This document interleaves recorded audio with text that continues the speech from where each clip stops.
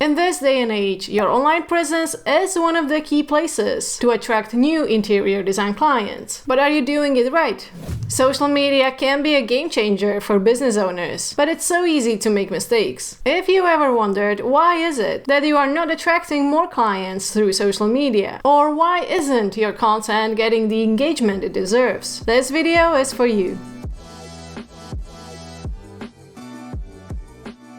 Hello and welcome to my channel. My name is Simona, and while I am a certified interior designer, I also have over a decade of experience in social media and content marketing. Throughout the years, I've seen interior designers making the same mistakes on social media over and over again. And it's why I'm here, to help you fix those mistakes and grow your online presence. So if you are ready to start getting more clients on social media, be sure to hit that subscribe button and turn on notifications so you don't miss any of my future videos. By the way, I've also made a video about the top mistakes that interior designers make on Instagram. So if that's the platform of your choice, be sure to watch that video after this one. But now, grab a cup of coffee or tea, get cozy, and let's dive right in.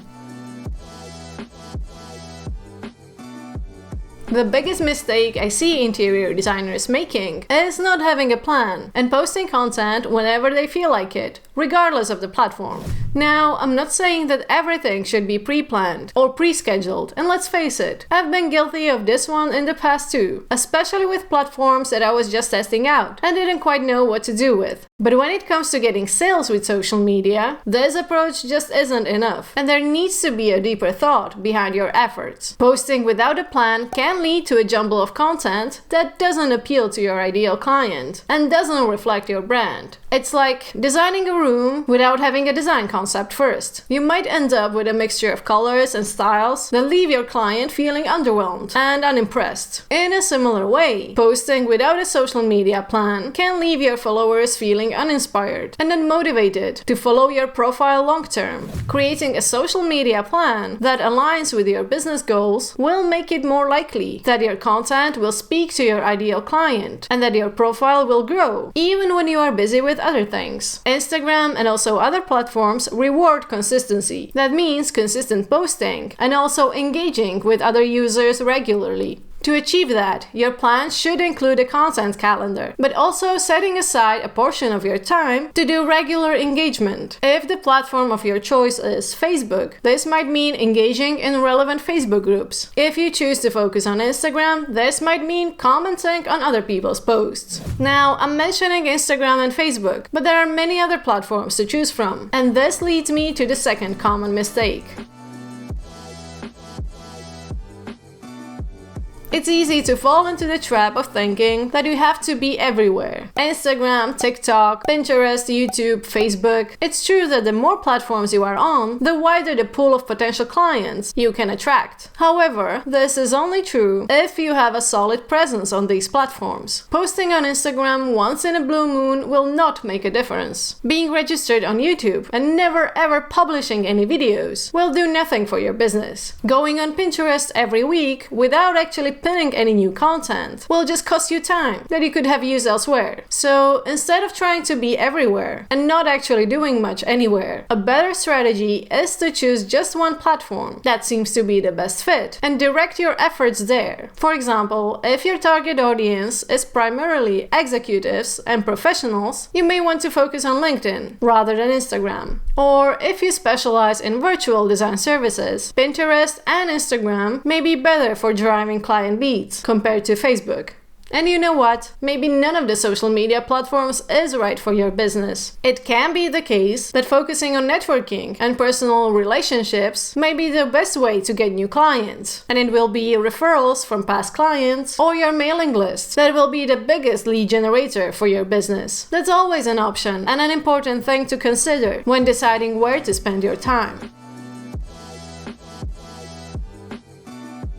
Sometimes you might be trying to speak to everyone, and while it might seem like a good strategy, as you want to attract as wide a pool of ideal clients as possible, it actually won't be as effective as if you niche down and tailored your content to a more narrow group of people. When you try to appeal to everyone, you will likely end up appealing to no one. So it's better to focus on a specific audience and speak directly to their needs and interests. To identify your ideal client, start by creating client personas. These These are the personas of your ideal clients that will include demographic information, their interests, behaviors, and pain points. All this information should help you determine not just what your content should be about, but also which are the platforms they like to be on. This goes back to the previous point. Professionals will be more likely reachable on LinkedIn, while Airbnb owners might be more easily found in specialized Facebook groups. And once you choose a platform based on the preferences of your target audience, use your client personas as a guide for your social media content. Ask yourself, what kind of content would my ideal client find valuable? What are their pain points and how can I address them? What kind of tone and style would resonate with them? Once you can answer these questions, you will have a much higher chance that your content will be received well and that your followers will want to stick around for more. Although this might sound harsh, posting boring content that doesn't appeal to your ideal client is quite common. The thing is, what you perceive as important to share might not be necessarily what your audience is interested in. Luckily, this mistake can be fixed by creating those client personas that I've just talked about. Your client personas should give you an insight into what your audience finds interesting and valuable. For instance, if your target audience is owners of short-term rentals, they might want to know how they can increase their daily rate with better design. If they are new homeowners, they might have concerns about how to plan a major renovation project. So with your content, you can address those fears and help them gain more trust in your expertise when it comes to renovations. You can also just ask your followers to find out what they like to see. This way you can not just get the answers to your questions, but also boost your engagement and make your followers feel valued and heard. Now, if you are on a platform like Instagram, TikTok, or YouTube, it's likely that your followers will also want to know the person behind the designs. There is a delicate balance between posting personal and business content, but including more personal content, such as sharing personal stories about your design preferences, or details from your personal life, or even mentioning your hobbies outside of work, can make your business brand more relatable and will help you build the trust that is needed to go from a follower to a client.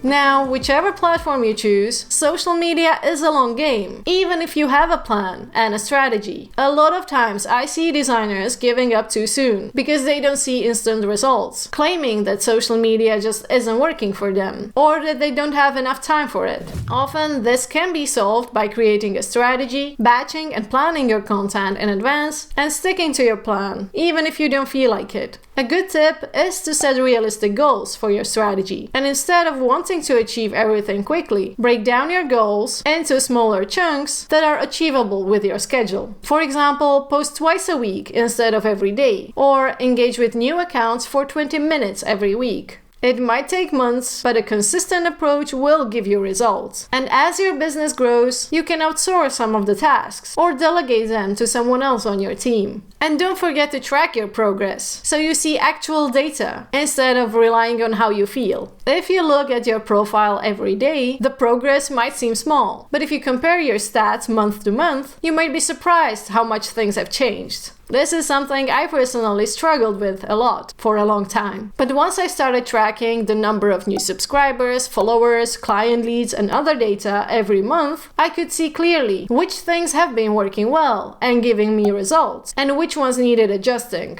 Without data, you're just relying on how you feel, and that can be quite different from how things really are. As an interior designer, your social media presence can help you get new clients or cost you a lot of time that you could have spent on growing your business. To summarize the common social media mistakes, don't try to be on all platforms. Instead, focus on those that your ideal clients are likely to spend time on. Keep your content interesting and be patient before you move on to the next thing. If you enjoyed this video, be sure to subscribe to this channel and turn on notifications so you don't miss any future videos. And if you want to connect with other designers like you, do join our Facebook group for interior designers. You can find the link in the description. Thank you so much for watching, and I will see you soon. Hello and welcome to my channel.